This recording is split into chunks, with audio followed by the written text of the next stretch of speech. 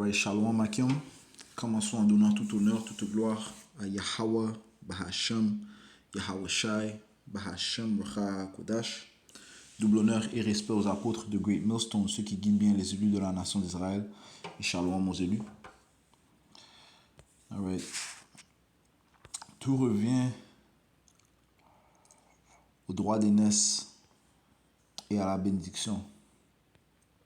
Okay, la raison pour laquelle les Édomites, qui est la vraie nationalité des autoproclamés hommes blancs, la raison pour laquelle ils ont une haine contre les Israélites, qui sont les soi-disant noirs, latinos et amérindiens, c'est à cause du fait que Issa, le père des Édomites, a non seulement perdu son droit d'aînesse, mais il a aussi reçu une bénédiction inférieure à son frère Jacob, Israël. Ok?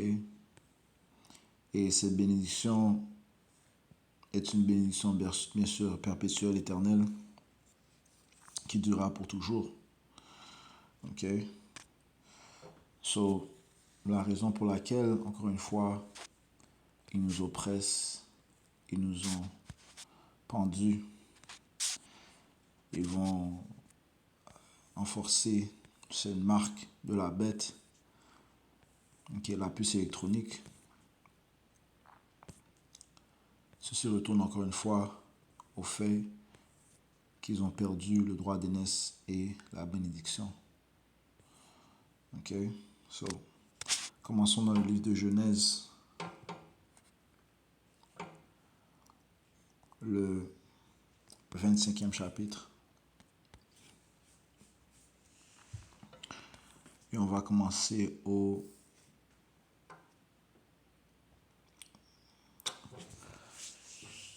21e verset. Et Isaac implora le Seigneur pour sa femme parce qu'elle était stérile, et le Seigneur fut imploré par lui, et Rebecca, sa femme, conçut.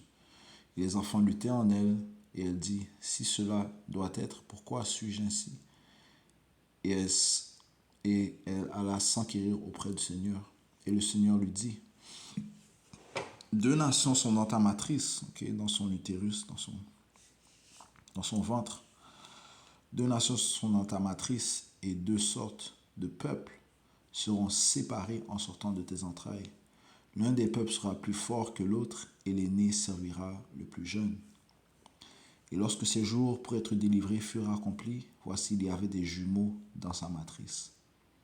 Et le premier sortit roux, tout couvert comme un vêtement velu.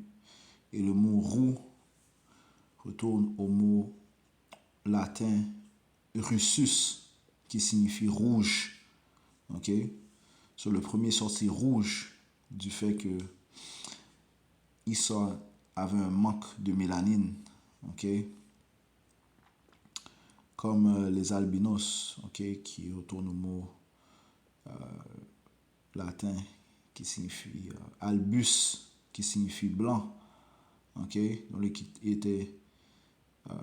les albinos c'est qu'ils ont pas de mélanine. Donc les vaisseaux sanguins se dévoilent à travers leur peau. La même chose pour leurs yeux. Leurs yeux.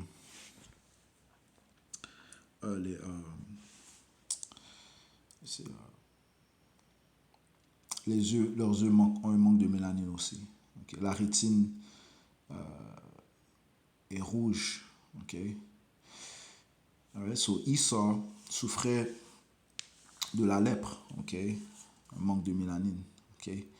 Le premier sortit rouge, tout couvert comme un vêtement velu, et ils l'appelèrent Issa, Aïcha. Et après cela sortit son frère, et sa main tenait le talon d'Issa. Son nom fut appelé Jacob. Et on voit que l'apparition physique de Jacob n'est pas mentionnée.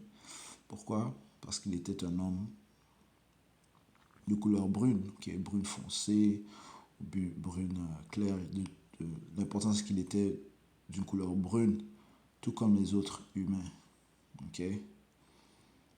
Alright? So, lorsque ça dit que l'un des peuples sera plus fort que l'autre, dès sa naissance, on voit que Jacob était plus fort physiquement, ok, de son apparence physique. Pourquoi? Parce que la mélanine est un élément de survie. Elle te permet euh, de te protéger de l'excès des rayons ultraviolets, ok, qui peut être nuisible. Ok, l'excès de rayons ultraviolets est nuisible en fait. Mais la mélanine les absorbe. Ok, contrairement à ceux qui ont un manque de mélanine, eh bien, les cellules qui absorbent les rayons ultraviolets, l'excès de rayons ultraviolets euh, font qu'ils peuvent attraper le cancer. Ok? En fait, le cancer de la peau est plus élevé chez les gens qui ont un manque de mélanine. Ok? So, Jacob était déjà plus fort par son apparence physique que Esau. Ok? Ça dit ici, verset 26, je continue. Et Isaac était âgé de 60 ans quand elle les enfanta. Et les garçons grandirent, et Esau était un habile chasseur, un homme des champs. Et Jacob était un homme simple, se tenant dans les tentes. Et Isaac aimait Esau parce qu'il mangeait de la venaison, mais Rebecca aimait Jacob. Et Jacob cuisit du potage, et Esau vint des champs, et il était défaillant, okay? Il était faible. Et Esau dit à Jacob, nourris-moi, je te prie, de ce potage roux, car je suis défaillant. C'est pour cela qu'on l'appela Édom. Donc Esau, c'est Édom. Okay? Et Édom veut dire rouge. Et Jacob dit, vends-moi aujourd'hui ton droit d'aînesse. Et Esau dit, voici, je suis sur le point de mourir, à quoi me sert ce droit d'aînesse? Okay, so, you know, et il a pas apporté, de l'importance à son droit d'aînesse. Okay, il a plutôt pensé au moment immédiat. Okay, okay, à satisfaire son appétit. Okay. Verset 33, et Jacob dit, jure-moi aujourd'hui, et il lui jura, et il vendit son droit d'aînesse à Jacob. Puis Jacob donna à Esau du pain et du potage de lentilles, et il mangea et but, et se leva et alla son chemin. Ainsi Esau méprisa son droit d'aînesse. Okay, so, on voit ici que Esau a vendu son droit d'aînesse, okay, pour un potage roux, okay, un potage de lentilles. Okay. Maintenant, allons à la bénédiction. Okay. On ne va pas lire le chapitre au complet. Okay. Ce que je vous conseille de lire, par contre, okay, s'explique comment Rebecca a aidé son fils Jacob, celui qu'elle aimait, à avoir la bénédiction au lieu de son fils Esau. Okay. Tout ça a été déjà planifié dans les cieux. Okay.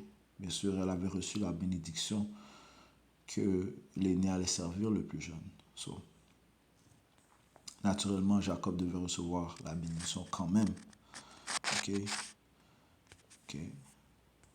Le Seigneur a choisi Jacob. So, on va aller au verset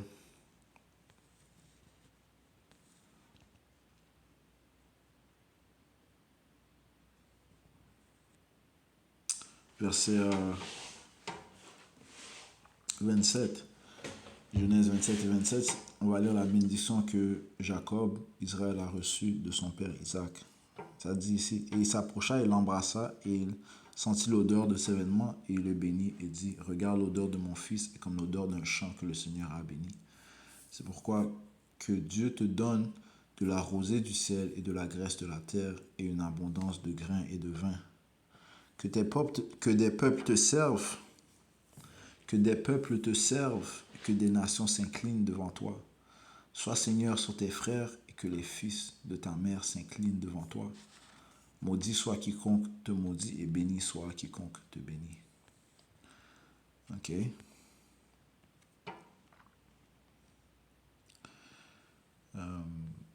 Et verset 30, il arriva qu'aussitôt qu'Isaac eut achevé de bénir Jacob et que Jacob était à peine sorti de la présence d'Isaac, son père, qu'Issaur, son frère, revint de la chasse.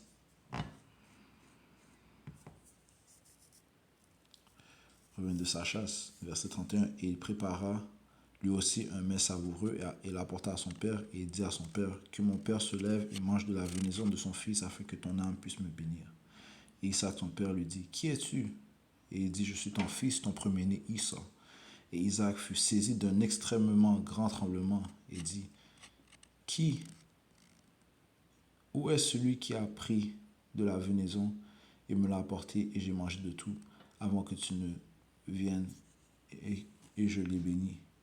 Oui, et il sera béni. Okay, il faut se souvenir que, comme l'ai mentionné plus tôt dans le chapitre, que Isaac avait la vue affaiblie. Okay? Ça dit ça dans le premier verset. Il arriva lorsque Isaac était âgé et que ses yeux s'étaient affaiblis, si bien qu'il ne pouvait plus voir, qu'il appela Issaur, son fils aîné, et lui dit, mon fils, et lui dit, voici je suis ici. Okay? Sous sa vue était affaiblie. Ok. Se retournons, c'est pour ça qu'il n'a pas pu reconnaître Jacob ni Issaur. Ok. Verset 34. Et lorsque Issaur entendit les paroles de son père, il s'écria d'un cri grand et extrêmement amer et il dit à son père, bénis-moi, à savoir moi aussi au père. Et il dit, ton père est venu subrepticement, ton frère, désolé. Verset 35. Et il dit, ton frère est venu subrepticement et a pris ta bénédiction. Et il dit, n'est-il pas appelé justement Jacob, car il m'a supplanté ces 2 fois. Il a pris mon droit d'aînesse, et voici maintenant, il a pris ma bénédiction. Et il dit, n'as-tu pas réservé une bénédiction pour moi? Ok. Verset 37. Et Isaac répondit, et dit à Issaur, voici, je l'ai établi ton Seigneur, et je lui ai donné tous ses frères pour serviteurs, et je l'ai pourvu de grains et de vin. Et que ferai-je maintenant pour toi, mon fils? Et Issaur dit à son père, n'as-tu qu'une seule bénédiction, mon père? Bénis-moi à savoir, moi aussi, ô mon père. Et Issaur éleva sa voix et pleura. Donc il a élevé sa voix comme son père. Verset 39. Et Isaac, son père, répondit et lui dit, voici ta demeure sera la graisse de la terre et de la rosée du ciel d'en haut. Et par ton épée tu vivras et tu serviras ton frère. Et il arrivera quand tu auras la domination que tu briseras son joug de dessus ton cou. Et Issaur, Issaur devait recevoir la graisse de la terre et de la rosée du ciel d'en haut. Okay? En autre mot, la domination. Okay? Et c'est ce qu'il possède présentement. Okay? Depuis le temps de la Renaissance. Okay? C'est-à-dire, ces Édomites ils ont la graisse de la terre. Okay? Job 9 et 24 te dit clairement que la terre a été livrée aux mains de l'impie. Et les Édomites sont les impies. Malachie 1 et 4 dit qu'ils sont la frontière de la méchanceté. Okay? Okay? Issaur est l'impie, il est le méchant. Okay? Et le peuple pour qui le Seigneur aura indignation pour toujours. Okay? Ouais, présentement, ils sont dans leur trône. Okay? Et leur trône, c'est vraiment l'Amérique. Okay? La terre où tu peux accomplir tous tes désirs charnels. Okay? Issaur est l'homme charnel. Okay? Verset 40. Et par ton épée tu vivras et tu serviras ton frère. Okay? Et c'est par son épée que Issaur vit. Okay? Qu'importe quelle forme d'arme, okay? Pour tuer, pour trancher, c'est ce qu'Issaur utilise pour dominer. Okay? Okay? Ça dit, et tu serviras ton frère. Cette prophétie s'est accomplie partiellement durant le règne de David et Salomon, okay? qui chacun ont régné pendant 40 ans. Mais elle s'accomplira finalement à la venue de notre Seigneur Yahawashi, qui lui va les abattre. Celui qui va briser ces nations, commençant par les Édomites, va les mettre en complète subjection. Et ça dit, il arrivera quand tu auras la domination que tu briseras son joug dessus ton cou. Comme mentionné, après le règne de Salomon, ils ont pu se délivrer de leur servitude. Verset 41. Et Esau prit Jacob en haine à cause de la bénédiction avec laquelle son père l'avait béni. Je relis. Et Esau prit Jacob en haine à cause de la bénédiction avec laquelle son père l'avait béni. Et Esau dit en son cœur, les jours du deuil de mon père approchent, et alors je tuerai mon frère Jacob. Et cette parole tient jusqu'à ce jour. Cette haine tient jusqu'à ce jour. C'est une haine spirituelle. Fondée bien sûr par le Tout-Puissant. Mais elle s'est manifestée lorsque il a perdu son droit d'aînesse et lorsque Jacob a reçu la plus grande bénédiction. Ça dit ici dans le livre d'Ézéchiel, le 35e chapitre. Et verset 1, la parole du Seigneur vint encore à moi, disant, verset 2, Fils de l'homme, dresse ta face vers la montagne de Cire et prophétise contre elle. La montagne de Cire représente le lieu des Édomites. Ça représente les Édomites. Tout comme lorsqu'on dit Jérusalem représente le peuple d'Israël, Mount Seir, la montagne de Cire représente les Édomites. Les fils de Esau.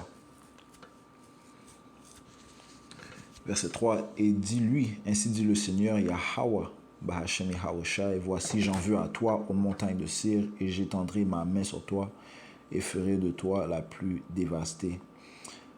Verset 5, parce que tu avais une haine perpétuelle, et que tu as fait couler le sang des enfants d'Israël à coups d'épée, au temps de leur calamité, au temps où leur iniquité était à sa fin. C'est pourquoi je suis vivant, dit le Seigneur Yahweh, Bahashem Yahawashi, je te préparerai pour le sang, et le sang te poursuivra, puisque tu n'as pas haï le sang aussi te poursuivra. C'est dire, une haine perpétuelle.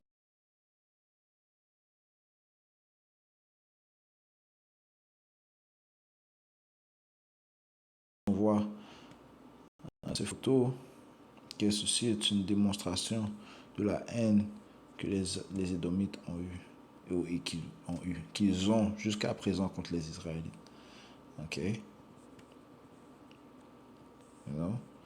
Et c'était un grand événement lorsqu'ils avaient ces pendaisons, lorsqu'ils pendaient les Israélites. C'était un grand événement. Les gens se rassemblaient, les gens même voyageaient. Prenaient le train qui voyageaient pour aller voir les Israélites se faire pendre, les fils de Dieu. Comme on voit, il y a plusieurs photos. Les gens sont rassemblés. Ceci est la haine perpétuelle qu'a les Édomites. Qu'ils ont. Et ces mêmes esprits sont de retour sur la planète Terre. En Amérique, au Canada, en Europe, dans les différents coins du monde.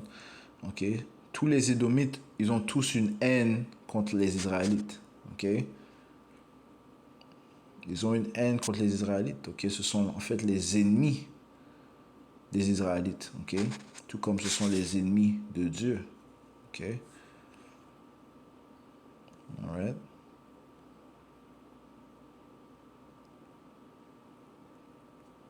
Ça dit, please do not wake. Tu vois comment ils se moquent. Ils se moquent des Israélites. Donc, ils ont brûlé.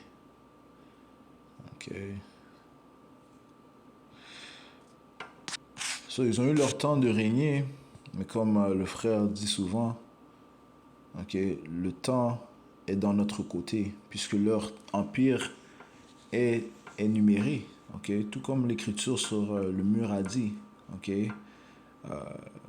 dans le temps des Babyloniens où le roi Belshazzar régnait, ok, une écriture était mise sur le mur disant que ton royaume a été énuméré, man, ok, sur le jour, les jours du règne des Édomites vient à leur fin, ok, parce qu'une meilleure bénédiction est venue sur Jacob, ok, les Israélites, encore une fois les soi-disant noirs, latinos et amérindiens, ok. Et une des bénédictions, c'est que des peuples nous servent. So, tout comme nous avons servi ces Édomites, et nous servons jusqu'à présent ces Édomites, eux aussi leur tour viendra. Ok? Le Seigneur a dit que le sang va les poursuivre. Ok? Alright?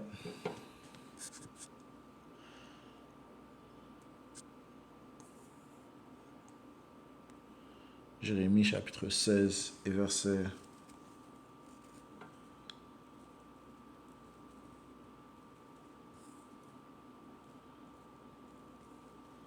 17. Matter of fact, je commence au verset 16. Voici, j'enverrai de nombreux pécheurs, dit le Seigneur, et ils les pécheront. Ok, so présentement, nous sommes, commençons par nos apôtres, ok, nous sommes des pécheurs en train de pécher les élus. Ok, nous envoyons le filet, qui est cette parole, qui tente de ramasser les élus, ok, les bons poissons, ok, alright.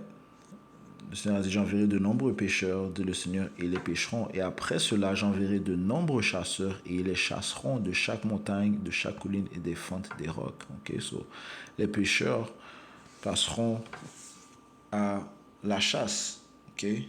Quand? Eh bien, à la venue de Yahawashi. Okay? Parce qu'un changement physique et spirituel se produira chez les élus. Okay? Ils seront mis à l'image du Seigneur Yahawashi, qui lui à sa venue ne viendra pas comme un homme, mais viendra dans sa forme glorieuse, ok? Ok? Le Fils unique du Père, ok?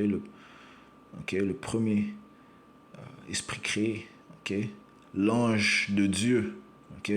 Avec un A majuscule, ok? So, les élus seront des chasseurs, ok? Ils vont les chasser dans les montagnes de chaque colline et des fentes des rocs.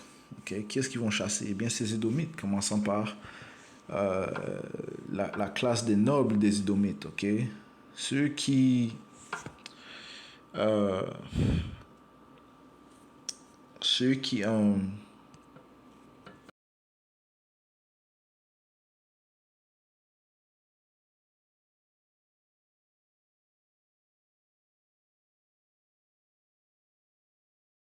okay?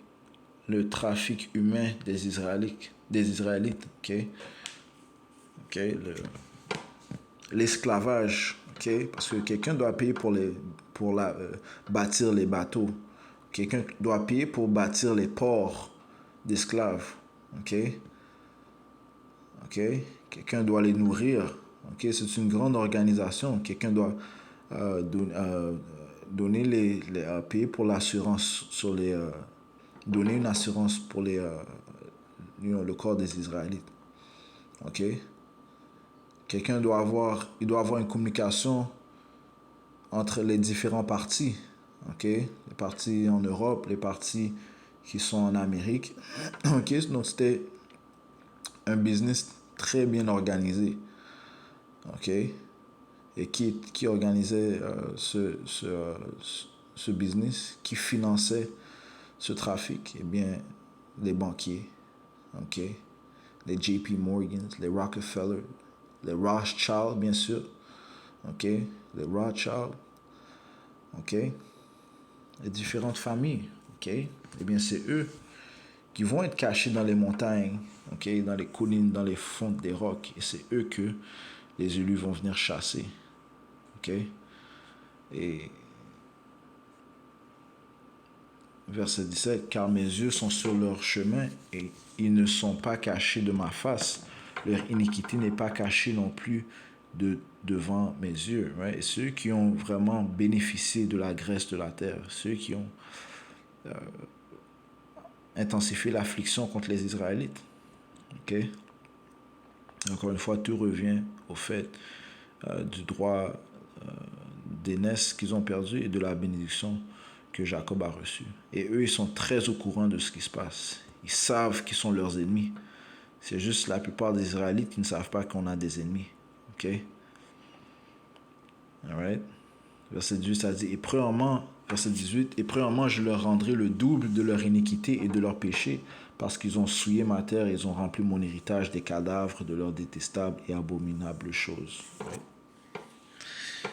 Right? Et une chose que les diables vont faire, eh bien, ils vont forcer les Israélites à prendre la marque de la bête. Ils vont faire la guerre contre les saints. Okay? Seuls les élus vont pouvoir échapper à cela. Okay? Et même si quelques-uns meurent, eh bien, ils reviendront. Ils seront relevés. Ils seront présents à la venue de Yahushua. Et très vivants. Okay? Apocalypse chapitre 12, et verset 17 a dit, et le dragon fut irrité contre la femme. Mais à la fin, je commence au verset 12, ça dit, par conséquent, réjouissez-vous, vous cieux et vous qui demeurez en eux. Malheur aux habitants de la terre et de la mer, car le diable, parlant des Édomites, okay, les Édomites sont le contrepartie physique du diable spirituel, okay? Celui qui vient avec l'intervention de Satan, comme le dit le livre de 2 Thessaloniciens, le 2e chapitre, vers le 9e verset. Ça dit, car le diable est descendu vers vous, étant en grand courroux, parce qu'il sait qu'il n'a qu'un court moment. Okay? Il a un court moment pour régner. Encore une fois, sa bénédiction, oui, était qu'il reçoive la graisse de la terre, mais ce n'est pas une bénédiction perpétuelle, ce n'est pas une bénédiction éternelle. Okay? Il y a une bénédiction qui va venir après, et c'est la bénédiction que Jacob a reçue. Okay? So, ces diables savent qu'ils n'ont qu'un court moment. C'est pour ça qu'ils vont venir avec une grande fureur. Mais ils vont devoir payer pour le sang qu'ils ont versé et qu'ils vont verser. Verset 17, le dragon fut irrité contre la femme, qui est le dragon, encore une fois, les Édomites, okay, qui eux viennent dans la forme de ce nouvel empire romain. Okay, fut irrité contre la femme représente la nation d'Israël. Le Seigneur a comparé Israël comme une femme belle et délicate. Okay. Et ça dit, et s'en alla faire la guerre contre le reste de sa semence et ceux qui gardent les commandements de Dieu et ont le témoignage de Yahushua Mashiach. Right? So, ils vont faire la guerre contre les élus. Okay? Ceux qui gardent les commandements de Dieu. Et pour cela, eh bien, pourquoi est-ce qu'ils vont faire la guerre contre les élus? Okay? À cause de la bénédiction, à cause de la haine qu'ils ont. Okay? À cause de la perte du droit d'aînesse et de la perte de la meilleure bénédiction. C'est pour ça qu'ils vont faire la guerre. Ok? Et pour cela, le Seigneur va venger ses élus. Ok?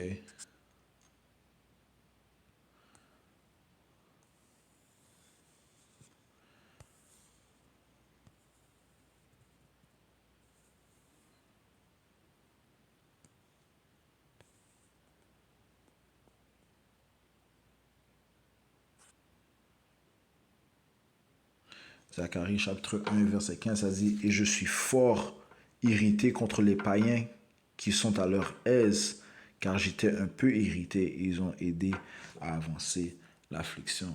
Dans le livre d'Abdias, chapitre 1 et verset 1, ça dit, la vision d'Abdias, Obadiah, ainsi a dit le Seigneur Yahweh Bashim Yahusha concernant Édom. Nous avons entendu une rumeur de la part du Seigneur et un ambassadeur est envoyé parmi les païens.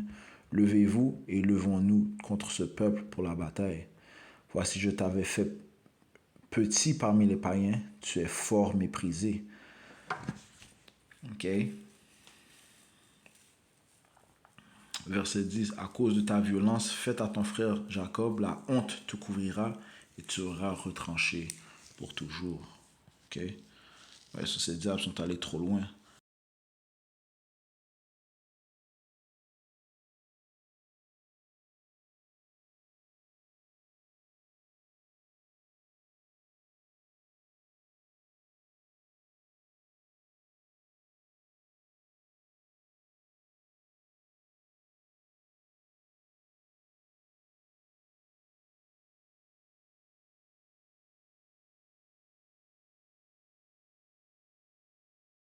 Démontrer aucune pitié.